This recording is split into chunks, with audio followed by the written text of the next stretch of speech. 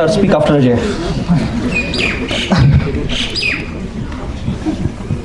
How do I begin? I mean, it's difficult to start talking about JNU if you spend so much of your time here. But why is this happening? I mean, why is JNU in the eye of this storm for the last 3 years? I completely agree with what Manindra was saying. This attack on JNU and this attempt to kill JNU, and they might be successful. They might just kill off JNU. Of course, they will not kill off the idea of an education. They might destroy this institution. It's looking likely. But why is this happening? It's premeditated, it's calculated, it's malicious. Go back to 2015. Pick up the Punch Janya issue of, I think, October or November 2015. There's a cover story in JNU, Desh Drohiyon Ka Adda. This is 4 months before our revered Vice Chancellor arrived, 3 months. 4 months before the February 9th incident happened. So what is very clear is that this government had a clear sense that this place has to be stifled, strangulated, killed off. Now, when I mentioned this to a well-meaning friend of mine who's a scientist and a Harvard educated scientist, so a pretty intelligent person, he asked me, JNU ko khatam karke milega kya inko? At that time, this is back in 2015, 2016, I asked myself a question, perhaps we are overestimating ourselves. Perhaps we have a kind of an over-glorified sense of our own importance. But the point is, why are they doing this to JNU? Well, right now, many of the students have said this, many people are saying this, that right now JNU is the principal opposition in the country right now. The only, I should emphasize the only.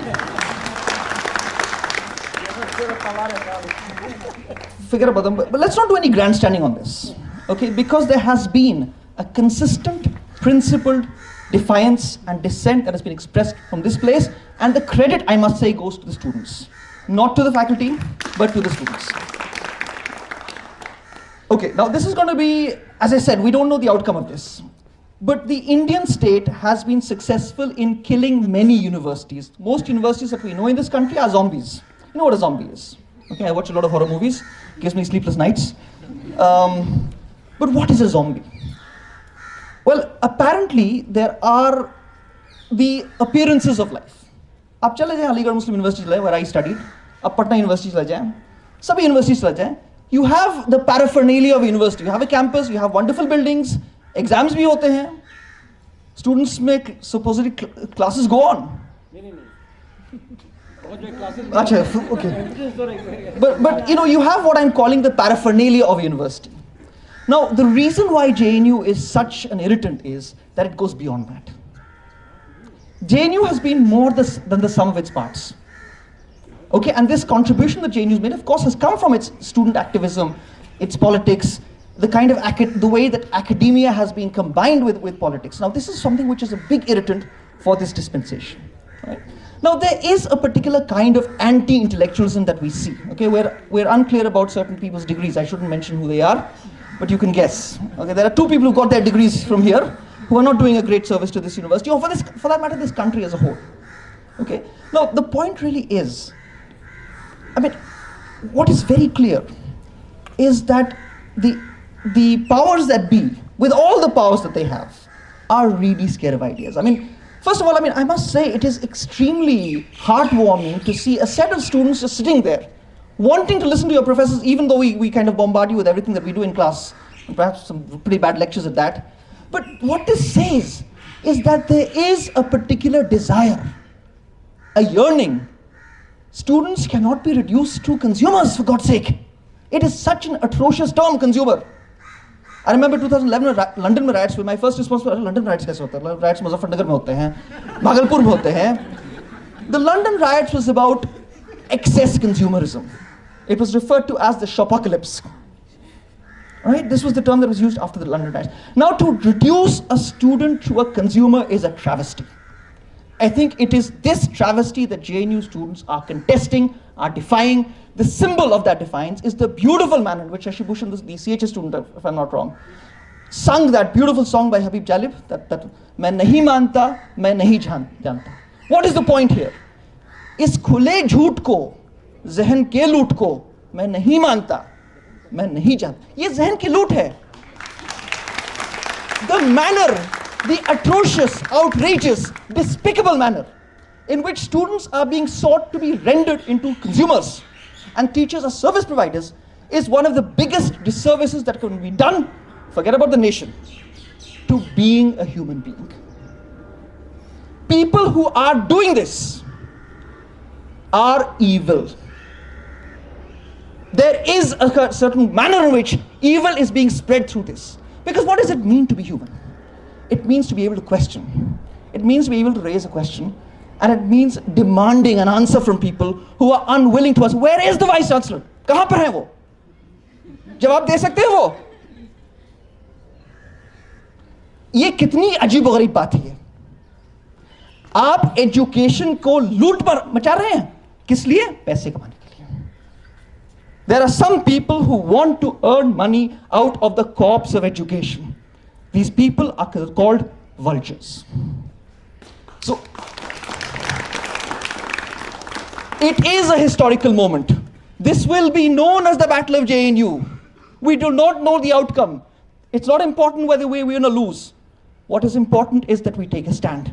This is the point that Ravish Kumar, who was here on campus, made when he was making that acceptance speech, the Magsaysay Award. It's not a question of winning or losing. It's a question of, it's a matter of principles. उसूल की बात है. हो सकता है हम हार जाएं. हो सकता है हमारी नौकरी खत्म हो जाए. कहीं और जाके ढूंढ लेंगे. I'm very sure about that. I'm pretty sure about it. Let me not be overconfident. But let me just say one thing, that this is a historical moment. JNU may be reduced to naught.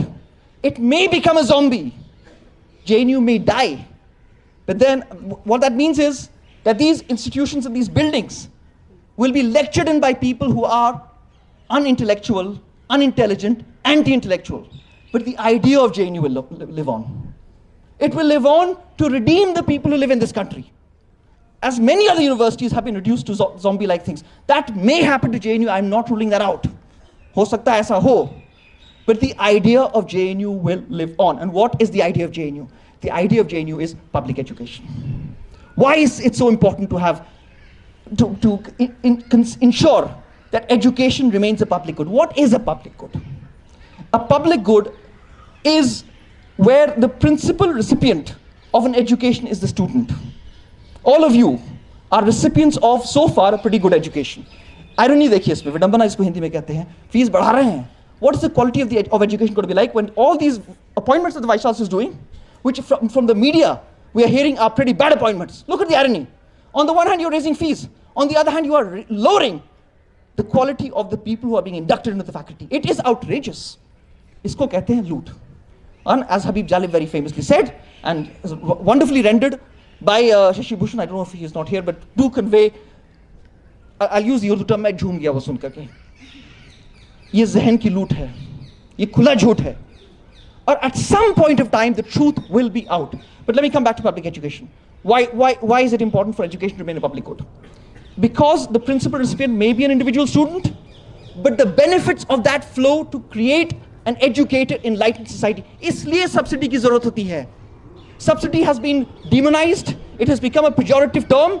But the reason why public education should and must be subsidized is because the benefits do not remain confined to that particular student. The benefits overflow to the rest of society. Subsidy जो इतना एक घिनौना word बना दिया इन लोगों ने. Let me give you an example of किस तरह से इसको बनाया गया. I'll just end. Sorry, I know I have limited time. Last point. 2015-16 के budget में a particular provision called the statement of revenue foregone was removed. What does it mean? It means when incentives are given to corporates, there is a certain amount of revenue that the government will lose. For example, SEZs, when the idea was first introduced many, many years ago, the amount of revenue that would be lost was 90,000 crore rupees. Imagine that. That's a revenue foregone because these are tax-free areas. Now, that is not a subsidy. For the people who keep talking about JNU as a subsidized, good-for-nothing place, there is a principled reason why public education must remain subsidized. The point remains, what we are witnessing is the end of neoliberalism. What does the end of neoliberalism look like? Well, it looks like lookalikes of Trump across the world. This is a historical moment for people to rebel against this, to say that enough is enough, and most importantly, these are not things that are ordained by nature or God. These are things that can be created by politics. Politics creates many possibilities. What are those possibilities? People deciding that they will do things in a decent way. And therefore, the JNU battle is a very, very important battle let me just make one last point. Having made the point about public good, let me say the most remarkable thing about JNU that I found. When I came here, I realized that attendance nahi hoti. The other thing that has been enforced by these people, Philistines who sit in this building called the Pink Palace. I was struck by the fact there was no attendance. Students came voluntarily. Professors turned up and most of them were prepared for the lectures that they gave. This is what we refer to as trust. An idea that has been completely obliterated in the way that this university is being run. What is trust? Trust is a common good. It is one of those resources, the more that you use it, the more it will proliferate.